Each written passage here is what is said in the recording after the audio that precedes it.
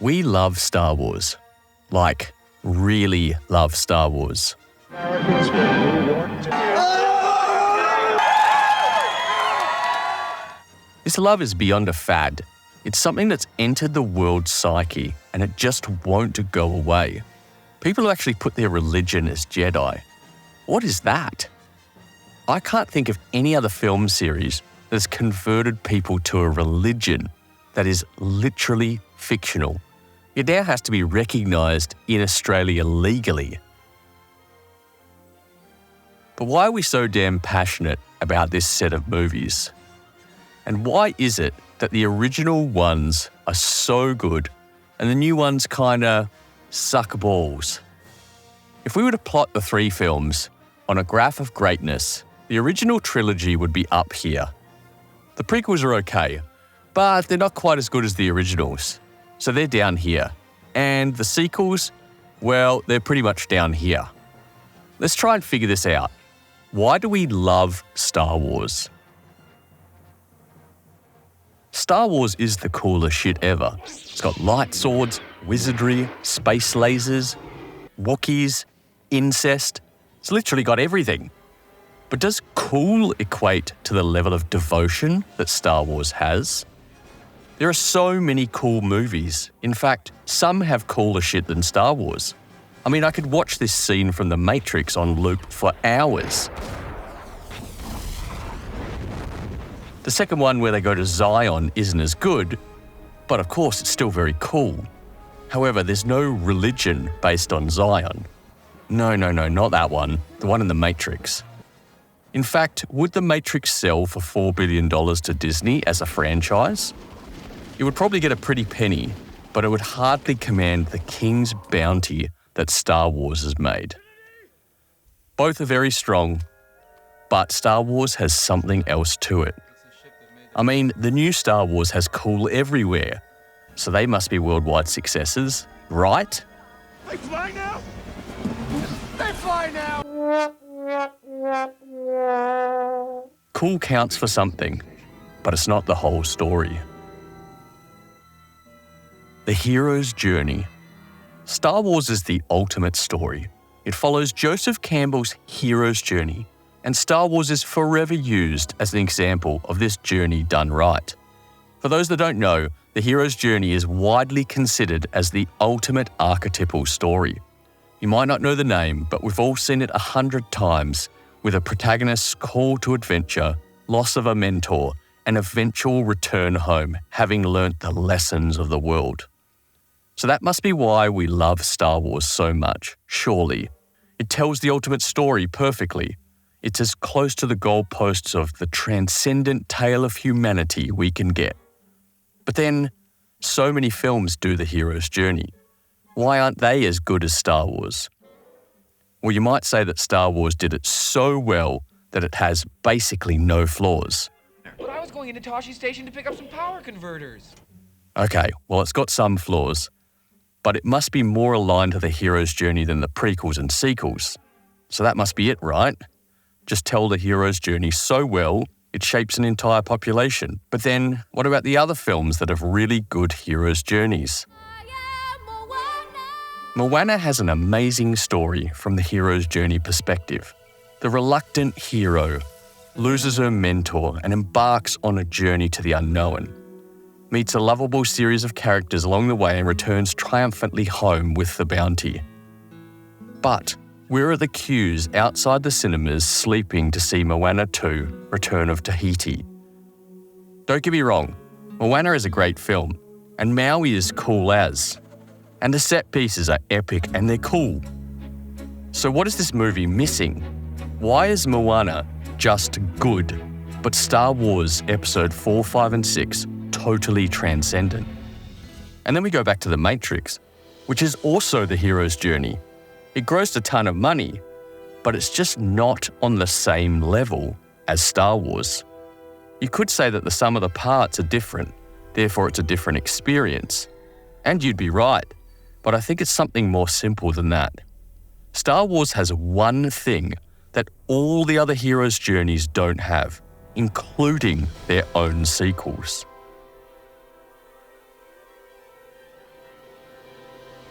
Let's dig deeper. So what is the thing that Star Wars has that all the other heroes' journeys films miss out on? Well, there is one thing, and it's the one thing that's also missing from all the new Star Wars films. It's almost there in the prequels, and it's completely missing in the sequels. And that thing is the Force. You might be saying, what? The sequels and prequels have tons of Force in it. What are you smoking? And the answer to that would be crack.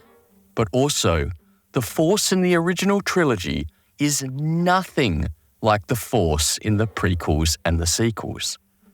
To explain what I mean, let's look at what the Force actually is.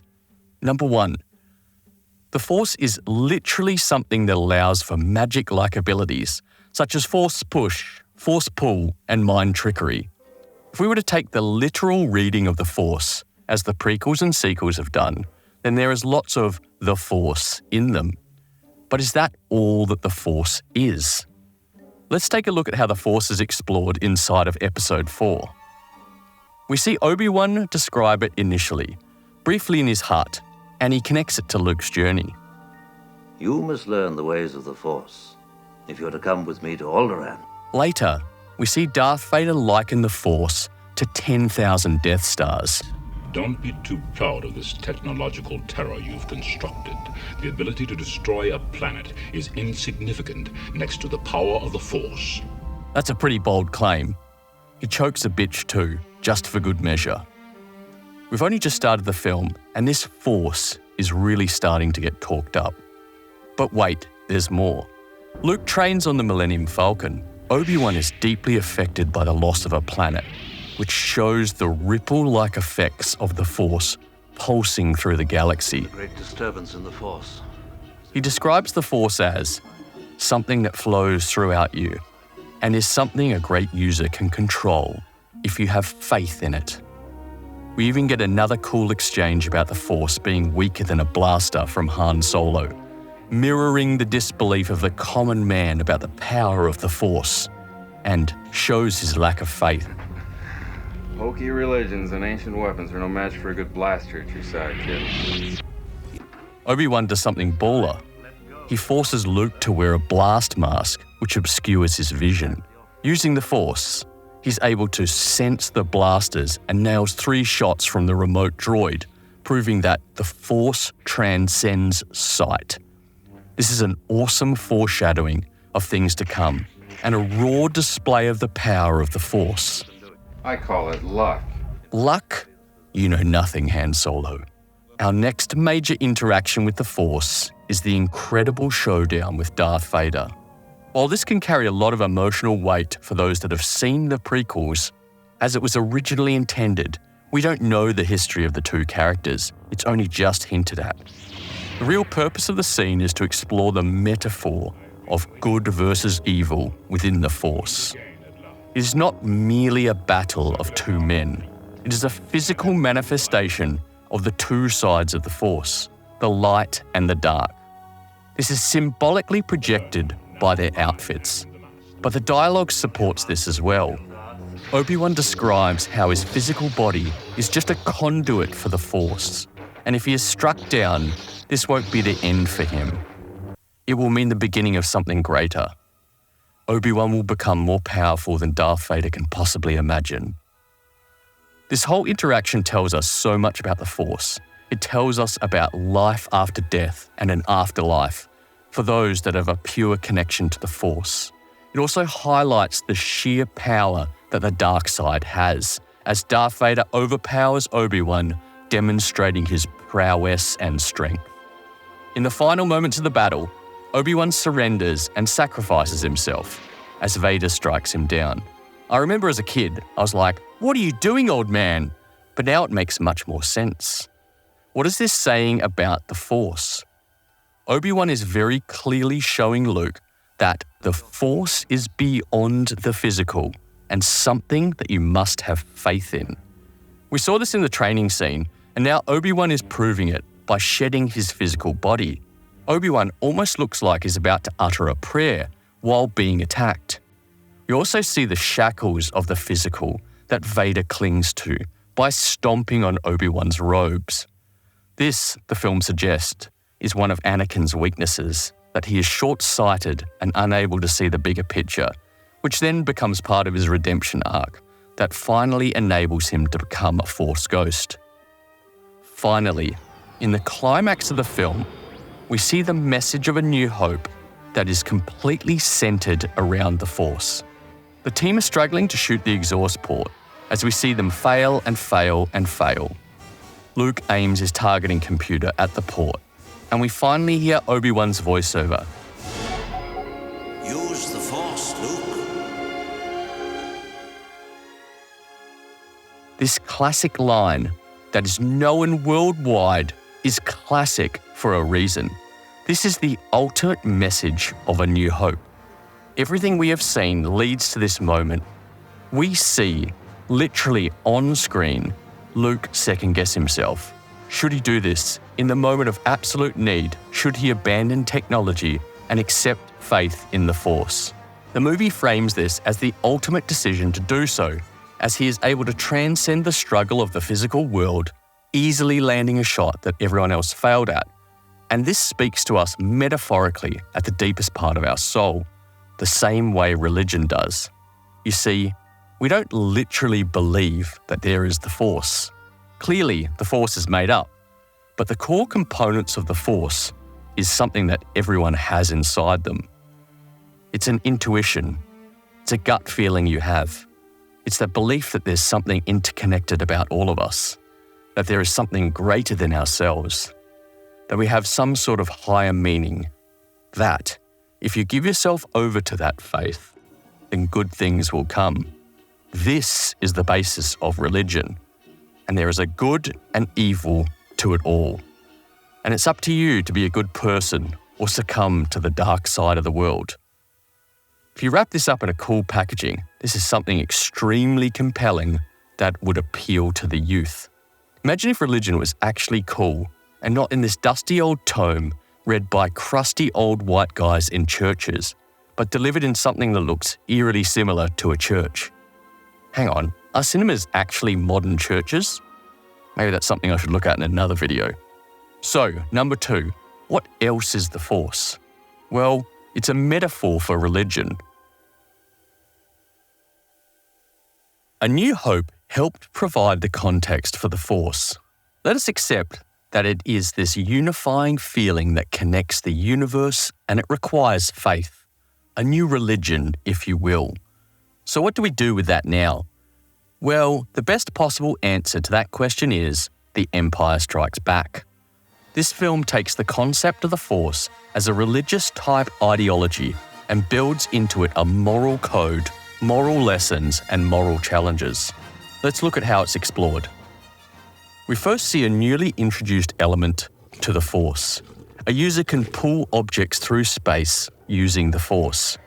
This excellent introduction starts the exploration of what the Force is and can be in the film. We see a perilous moment with Luke in the beginning. He is out of physical options and must draw upon the Force to bring his lightsaber to him. We get this quiet moment of prayer, and we sit with John Williams' Force theme for a moment. I wish cinema had the balls to just stop and sit on an emotion these days, but that's also a video for another time. So what is this scene telling us? Well, it sets up the film for what is coming next. This is not just a fun romp of peril, where a character gets lost and saved. The purpose of this sequence is to set up that Han Solo will always help his friends, which is later mirrored when Luke leaves his training. But it also lets us know this: the Force can manifest in the real world in very strong and powerful ways. People with a high level of attunement to the Force can exercise mythical powers. We've seen this power in The New Hope, but there is now added nuance to it. Luke doesn't know anything yet about the Force, and yet he can sense this ability, albeit in a limited way. Imagine what a showdown would look like with great users. Hint, totally awesome and emotionally powerful.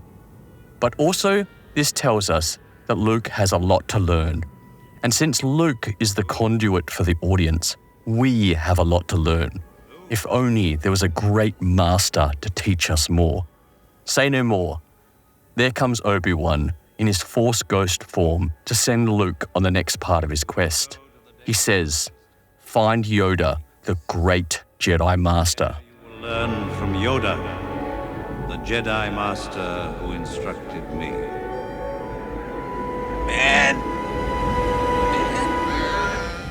Bam! We're already on Dagobah. The naive and impatient Luke crash lands like a noob and then gets angry at himself. He definitely has a lot to learn. He runs into Yoda, but he doesn't know it's Yoda yet, and we get one of the best moral lessons in film history. We, as the audience, want to meet a great Jedi Master, so we assume that they would have to have great physical strength, enough to beat Vader into a pulp. I don't even know what I'm doing here. We're wasting our time. But haven't we learnt anything from A New Hope? The Force is beyond the physical. The reveal of this sequence is that the tiny little Yoda is one of the greatest Jedis of all time, which tells us though the Force is tied to your body, it's not the determining factor of your ability. Rather, we learn in the ensuing scenes that it is your faith and belief that gives you power. These are the core lessons of the Force. Size doesn't matter. Your strength of belief and character are what are most important. We see this proven in the later part of the sequence when Yoda pulls the X-Wing from the swamp.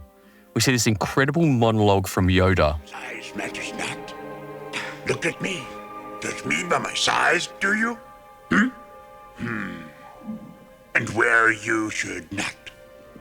For my ally is the Force. And a powerful ally it is. He sums up everything we have learnt about the Force so far, and despite the whiny Luke's plea of the impossible, Yoda deftly extracts the X-Wing from the swamp.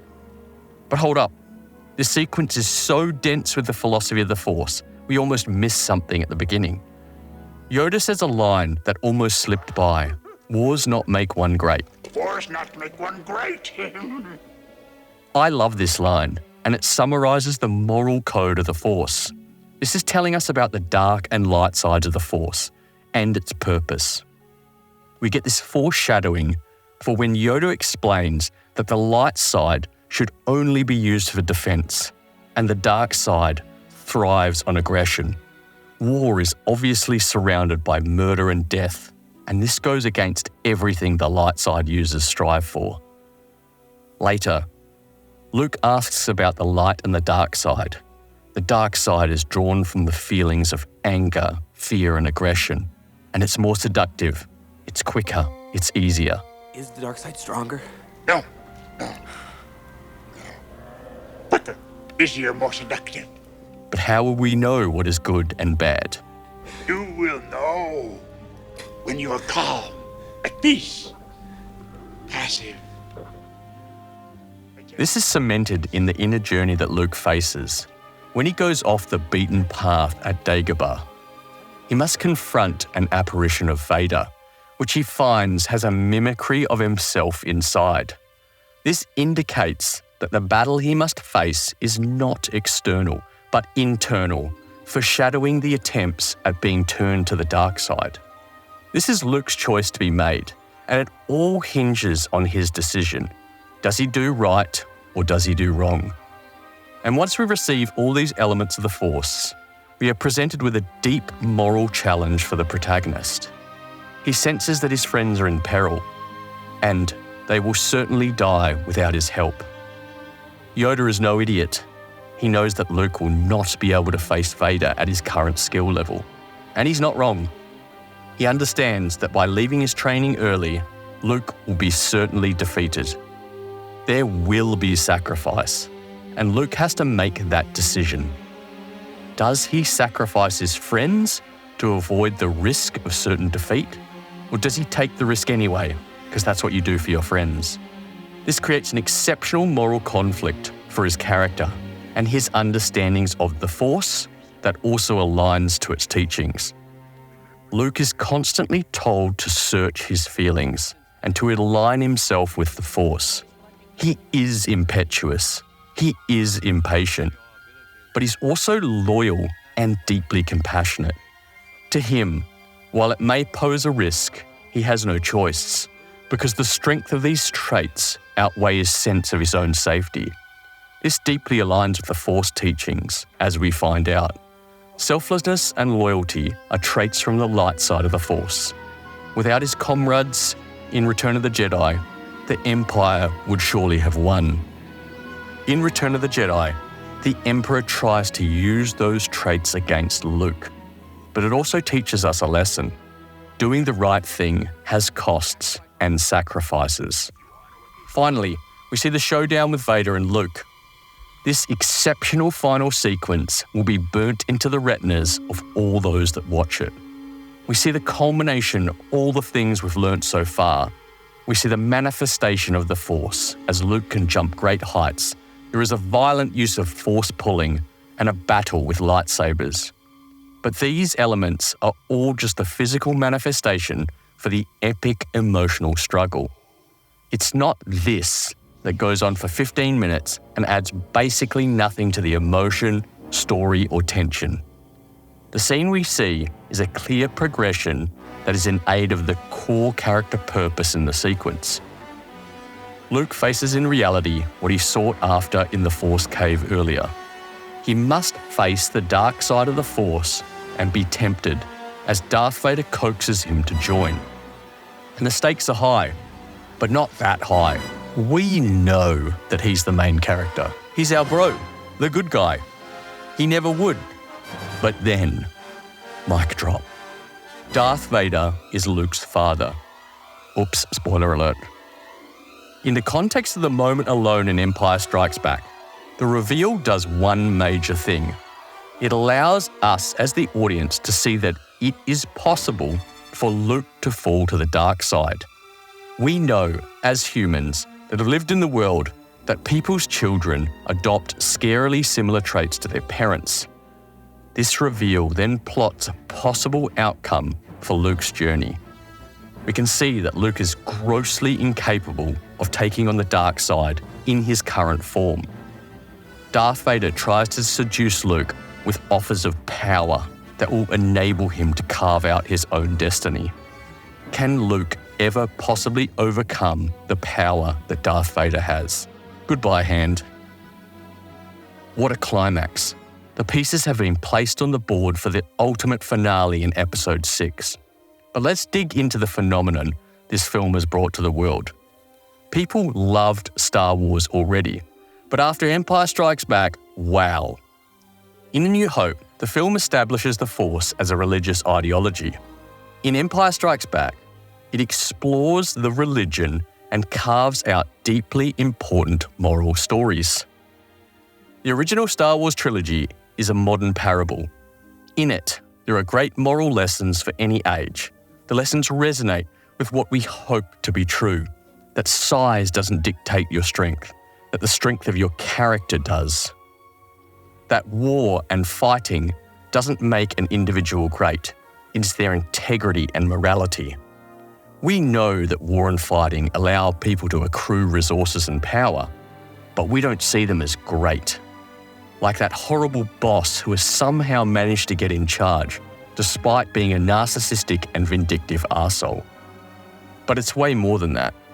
Also embedded in the Force is a deep moral code based on an individual's choice and their subscription to emotions, something that can resonate with anyone on the planet, but particularly resonates with Western audiences.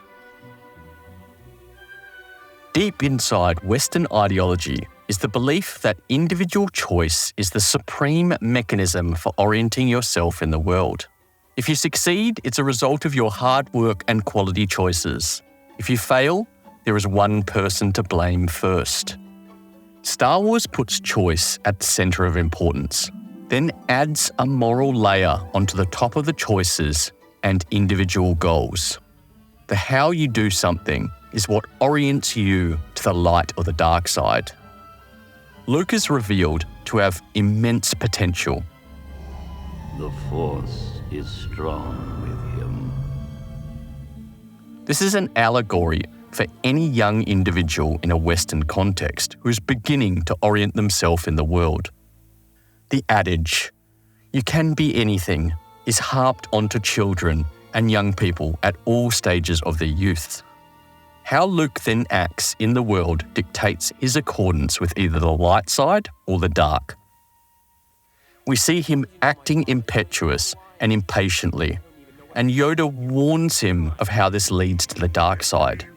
We then see this represented later on in his battles with Vader, when he lets his emotions take over and he leans closer to the dark side. This is how the real world works in a very specific way. Search your feelings about this because you know it to be true. You don't need a religious belief or a PhD to know that if a person surrounds themselves with negativity and makes negative decisions, they breed negativity. If they act in a positive way, many positive things come to them. And this idea is so damn powerful because this is us. This is what we deal with every day. Decision after decision that has a butterfly effect of consequences down the track. Whenever you make a decision, search your feelings. Is this one of love or hate? Good or evil? Right or wrong? When you are calm, you'll know. And we know that if a person is continuously overcome by their emotions, they won't act with a long-term mindset that considers the consequences or other people's emotions. They will act like an overgrown toddler, unable to control their impulses. Are these people evil, or just people who have been led astray? Most of these people are just normal, everyday individuals like you and me, who have lost their way and are digging themselves into a deeper pit of despair with seemingly no way out.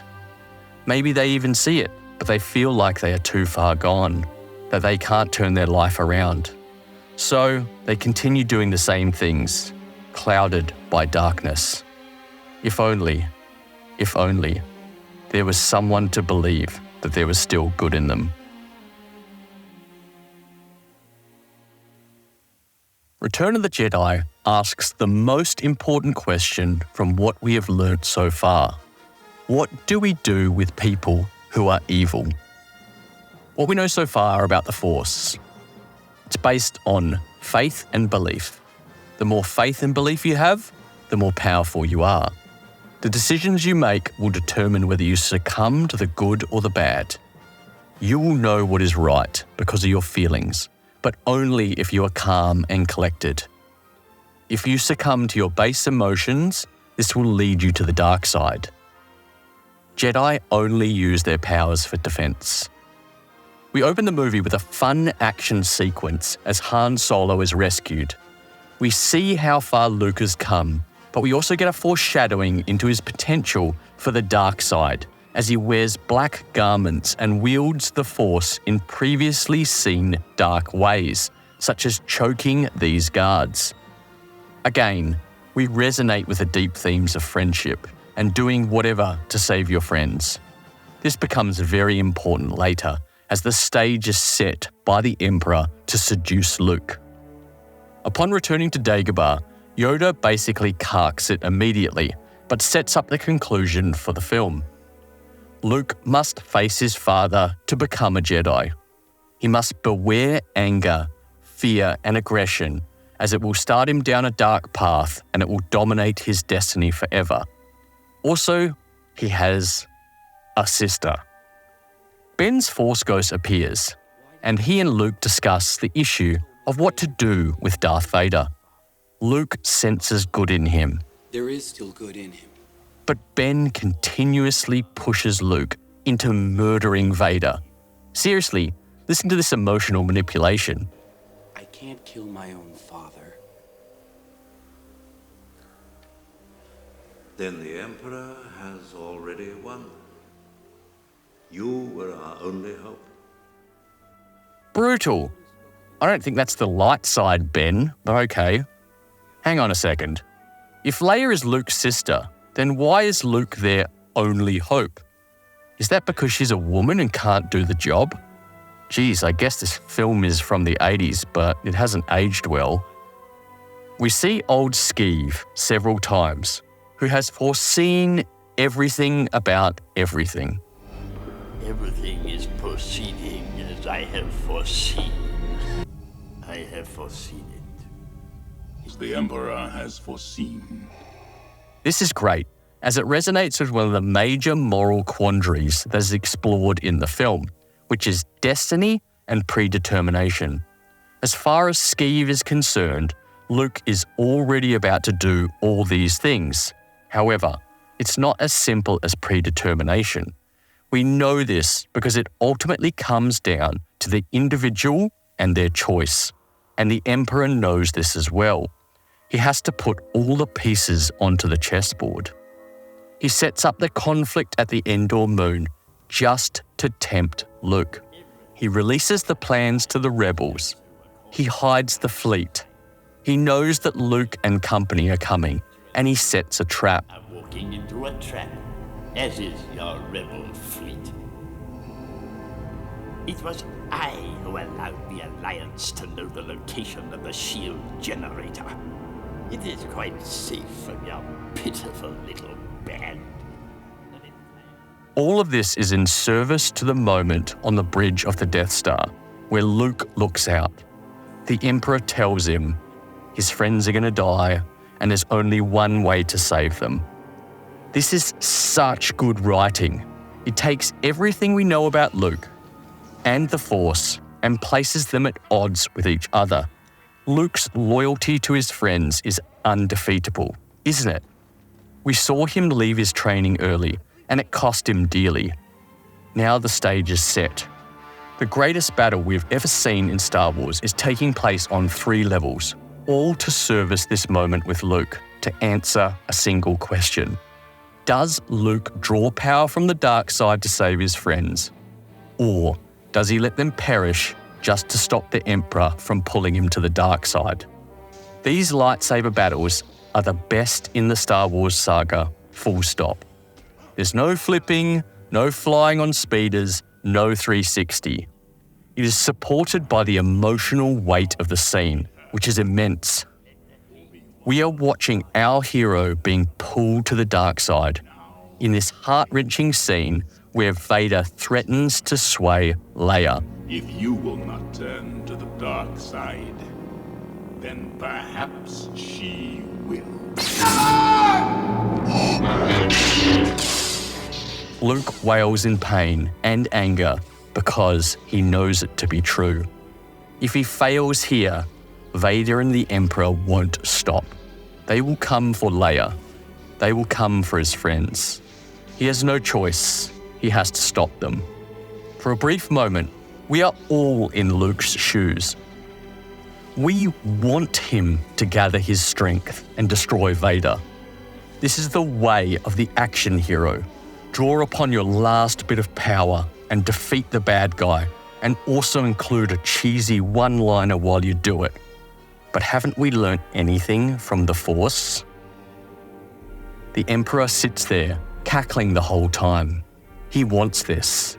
He's the voice of the dark side. Do it. Do something dark. Just once. You know you need to. It's just this once.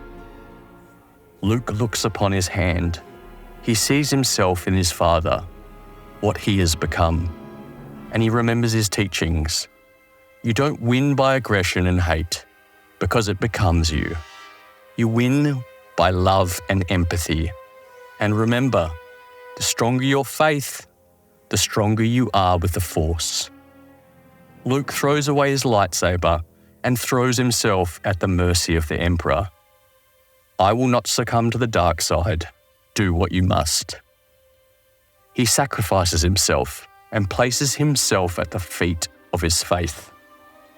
He has a belief that we've been seeing throughout the entire film, that there's good in his father. There is still good in him. Good in him, I felt it. I know there is good in you. I feel the good in you. He has seen something in his father, that deep down, there is still someone worthy of love. So he gives it to his father. At the cost of everything, he sacrifices himself and his friends to try to save one man that doesn't even deserve it. Does this sound familiar? There's a reason Luke is held in a religious light. And this is our answer to the question of Return of the Jedi. What does the Force teach us to do with people who are evil? We have to love them, even at great sacrifice. You can't defeat evil with evil. It only creates more evil. And we have to have faith that eventually good will overcome evil. And it will. Search your feelings. You know this to be true. You may be burnt by the darkest elements, but if you believe in good, eventually good will prevail.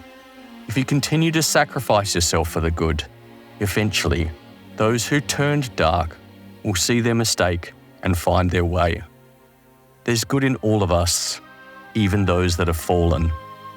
Thank you, George Lucas. Thank you, John Williams. Thank you for this message. Thank you for the hope.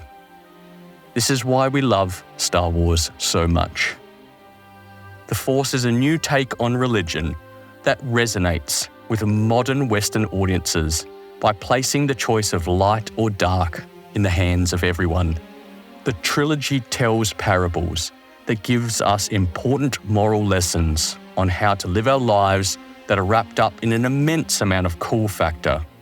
Tells us the hero's story again in a new light using the Force, and makes us feel like we are the hero of our own life. And if you're still a little skeptical about this interpretation, I only have to ask you one question. How would you rank the films of the original trilogy in order of the best to worst? While you're doing that in your head, I'll rank here on the screen the films and how much time is spent exploring the Force in each film. Let me know how you went in the comments below. This is the end of the first part. In the second video of the series, I'll be looking at how the prequels failed to achieve the greatness of the originals and why we love Star Wars, but not the new ones.